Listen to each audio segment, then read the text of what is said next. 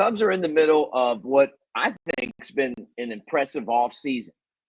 Kyle Tucker got him. Only a one-year deal.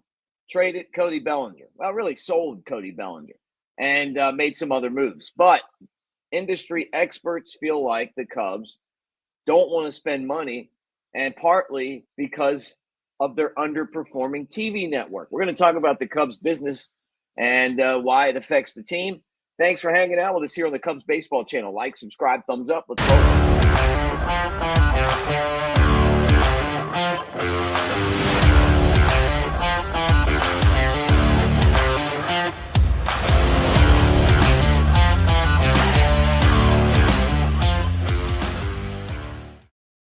What do you say, everybody? Mick Gillespie, welcome to the Cubs Baseball Channel, and thanks for hanging out with us through the holidays, man. I'm in the middle of my vacation, but I didn't forget about you guys. Dedicated to talking Cubs on a daily basis, sometimes bi-daily. It just depends on what's going on. And not a lot of big news right now after the Kyle Tucker trade was completed, and then Cody Bellinger was sold to the Yankees for money and a pitcher that we don't know what that pitcher is going to be. But what we do know is that when you look at what the Cubs have done this offseason, you feel like they're trying to take steps in the right direction. Now, love Jesse Rogers from ESPN and think he's one of the best in the business. And, a lot of buzz right now talking about Jesse's comments, basically saying that the Cubs aren't going to do anything as far as big deals go, and that includes signing Tucker to a long-term contract, even if he has a big year, until the next labor agreement is negotiated in 2026.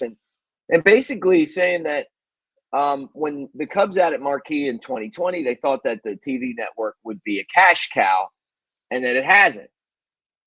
And you look at what the Dodgers are doing, and they have made a ton of money on their TV network, and then they've turned around and signed some of the biggest names in baseball, and they have one of the best rosters in baseball. Why hasn't that happened for the Cubs? And nobody really wants to say, hey, the TV network's not that good because it's not personal, but it's just not that good. Like, they've had issues getting the TV network on stations. You watch it, it doesn't feel like Harry Carey and Steve Stone, or does it feel like, kind of vanilla and blah, I think we love the Cubs and we love watching it because anything Cubs we like. But there was a time when the Cubs were the number one TV draw, and I would say in all of sports, right? Back before, basically you had teams having their own network, and we would watch Harry and Steve on a daily basis on WGN. I think that's the reason that the Cubs ascended into a spot where they're as popular as any team in baseball. It's like the Yankees, the Dodgers, and the Cubs and the Red Sox, the four big teams, and maybe the Giants slide in there at number 5. But the Cubs are definitely in the top 4. Now, what's weird to me is, as much as you wonder is the TV network losing that much money where you wouldn't invest? Or is it losing some money, and then you're going, well, they're losing some money, but they're not making money, and we need them to make money for the to have the money to be able to go out and spend on players. And that's the question to me. And what's compelling about Marquee compared to any other team network, right? And I think that's a question mark there as well. But I still, and what I guess the thing that kind of that I didn't really think about until I read, basically listened to Jesse and kind of thought about it, is he talked about Cubs investors and the people that are behind the scenes that, have invested in the Cubs, and basically said that some of them aren't, real happy with the profitability of the team. And a lot of times with these major league teams, you don't see the true profits until you sell the team. So the team's worth, I don't know, $4 billion or whatever it is, but you're not getting the $4 billion until you sell and then cash in, right? And I'm not saying that's what I want them to do. But I'm just saying, like, that's kind of how these things go. Like you basically make all your money once you sell the team. Now you do make money. I mean, don't get me wrong, but you really, when you cash out, it's like going to the casino and handing your chips in, and I don't think that's a possibility. Um, so I guess they're operating on a small budget. I'm still under the contention, and this is maybe just my opinion, that if I'm the owner of the team, that it's as much about making bad signings and wasting my money, like Jason Hayward and like Dansby Swanson feels like it's going to be now, unless he turns it around. Uh, as much as anything. And I'm not going to argue that the TV network is underperforming. I mean, I think everybody knows that. But is it underperforming so much that you can't go out and sign players?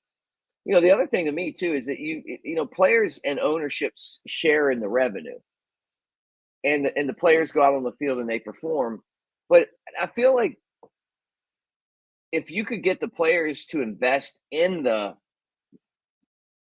product, as in, like, hey, like Ian Happ, you can say what you want to say about Ian Happ on the field. I've always said off the field, you can't not love the guy, right? He's going out, he's doing charity, he's like doing signing,